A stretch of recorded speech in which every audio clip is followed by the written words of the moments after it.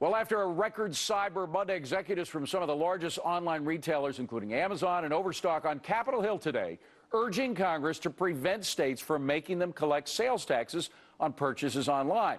Would enforcing an internet sales tax slow down the economy? Let's ask NFL Hall of Famer and founder and chairman of OneMoreCustomer.com, Fran Tarkenton. Would it slow down the economy? I'm not sure, because now there's so much confusion. You've got many states trying to get more revenue or being very aggressive in this policy, and we need a uniform policy. And I hate to say this, but if the federal government could come up with a uniform policy that made sense, it might be helpful. Oh, Fran, you're saying a tax could be helpful? No. But they're not going to be able to. Yeah. It'll be ridiculous. It'll be a mess. It'll be another way to tax the small business entrepreneur.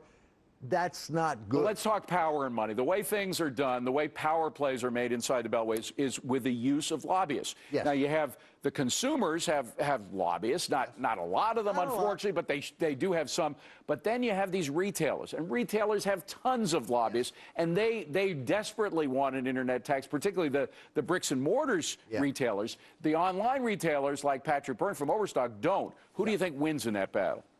I don't know. I think it's going to be a real battle, but we need some order put in this whole notion of taxing online sales, and we need a sound policy that would be helpful. More regulations choke business at all levels, big business and small businesses. And what's going to come out of this, I'm fearful, is more regulations, and eventually more taxes, and that's bad. Now, we do have a clause in the Constitution, the Commerce Clause, which says the duties should be uniform throughout the United States. Now, obviously, different states have different policies about taxes, but this is over state line commerce that we're talking about here. And right now, the taxes vary depending on where you are, where the company you're purchasing from is, et cetera. So it gets very complicated. Very complicated, very confusing.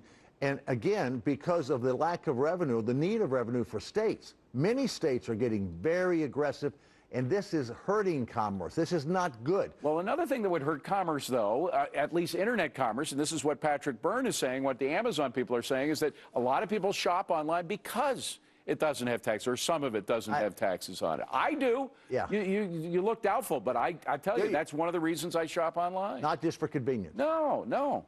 I mean, it is convenient, yes, but at the same time, I like the fact I don't pay taxes very often. Well, let me go on record, David. I don't think increasing taxes on anything in this economy right now is good. That's not our problem, as you well know. It's not about more revenue to the government. It's a more efficient government, and we need to find ways to be able to reduce our debt and be able to increase jobs and have more people with money to be consumers who are buying consumers. That's what has stagnated this economy, and it starts with job growth. All right. Well, getting anything done in this environment starts with the election in 2012. Do you think that anybody before an election is going to come out with an internet tax, which would likely be very unpopular with the voters? I would think not, because politicians want to do what? They want to get reelected. And they don't want to alienate anybody, so they're not going to do anything that would alienate any side of the coin. So I think it'll be the same thing that we've had for the last 3 years. Nothing going to be done.